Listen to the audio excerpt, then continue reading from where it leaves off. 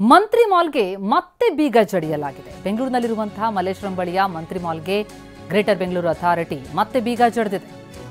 ಬಾಕಿ ಆಸ್ತಿ ತೆರಿಗೆಯನ್ನು ಪಾವತಿ ಮಾಡದಂತಹ ಹಿನ್ನೆಲೆಯಲ್ಲಿ ಮಾಲ್ ಸೀಸ್ ಆಗಿದೆ. ಇವತ್ತು ಬೆಳಗ್ಗೆನೇ ಸೀಸ್ ಮಾಡಿದ್ದಾರೆ ಅಧಿಕಾರಿಗಳು. ಮಾಲ್ ಮಾಲೀಕರಿಂದ 30,81,00,000 ತೆರಿಗೆ ಬಾಕಿ ಇದೆ. ನಮ್ಮ ಪ್ರತಿನಿಧಿ ಶಾಂತಮೂರ್ತಿ ಗ್ರೌಂಡ್ ರಿಪೋರ್ಟ್ ನೀಡಿದ್ದಾರೆ.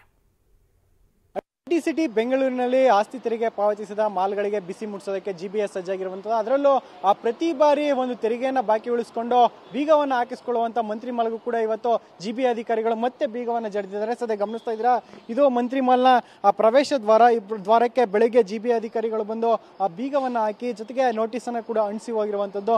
ಅಂದರೆ ಬರೋಬ್ಬರಿ ಏನು ಕಳೆದ ಬಾರಿ ಕೂಡ ಸಾಕಷ್ಟು ಬಾರಿ ಎಚ್ಚರಿಕೆಯನ್ನು ಕೊಟ್ಟರು ಕೂಡ ಆ ಒಂದು ತೆರಿಗೆಯನ್ನು ಪಾವತಿ ಮಾಡಿರಲಿಲ್ಲ. ಅಂದರೆ 30,81,45,000 ರೂಪಾಯಿಯನ್ನು ತೆರಿಗೆಯನ್ನು ಪಾವತಿ ಮಾಡಬೇಕಿತ್ತು. ಆ ಒಂದು ತೆರಿಗೆಯನ್ನು ಪಾವತಿ ಮಾಡದ ಹಿನ್ನೆಲೆಯಲ್ಲಿ ಜಿಬಿ ಅಧಿಕಾರಿಗಳು ಬೆಳಗ್ಗೆ ನೋಟಿಸನ್ನು ಹಾಕಿ ಲಾಕ್ ಅನ್ನು ಮಾಡಿರುವಂಥದ್ದು. ಸದ್ಯ ಗಮನಿಸ್ತಿದ್ದೀರಾ, ಮುಂಭಾಗದಲ್ಲಿ ಸುಸ್ತಿದಾರರಿಗೆ ಸೂಚನೆ ಅನ್ನುವಂಥ ಒಂದು ನೋಟಿಸನ್ನು ಕೂಡ ಅಂಟಿಸಿದ್ದಾರೆ. ಅದರ ಕೆಳಭಾಗದಲ್ಲೇ ಬೀಗವನ್ನು ಹಾಕಿ ಆ ಮಾಲ್ನ ಮುಂಭಾಗದ ಮೈನ್ ಎಂಟ್ರೆನ್ಸ್ ಏನಿದೆ ಆ ಒಂದು ಬಾಗಿಲನ್ನು ಬಂದ್ ಮಾಡಿರುವಂಥದ್ದು.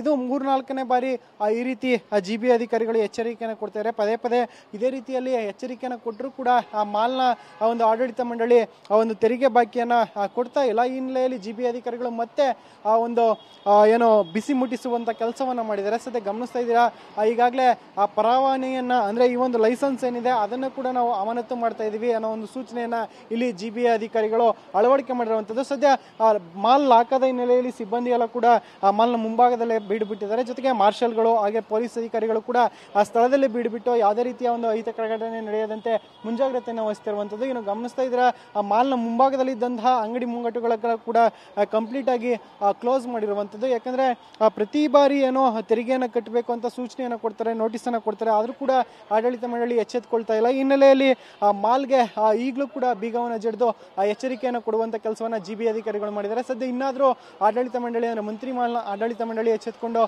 ಬಾಕಿ ಇರುವ ತೆರಿಗೆಯನ್ನ ಪಾವತಿ ಮಾಡ್ತಾರ, ಜೊತೆಗೆ ಮಾಲ್ಗೆ ಬಿದ್ದಿರುವಂತ ಬೀಗವನ್ನ ತೆರವು ಮಾಡುವ ಕೆಲಸವನ್ನ ಮಾಡ್ತಾರೆ ಅನ್ನೋದನ್ನ ಇನ್ನಷ್ಟೇ ಕಾದ್ ನೋಡ್ಬೇಕಿದೆ.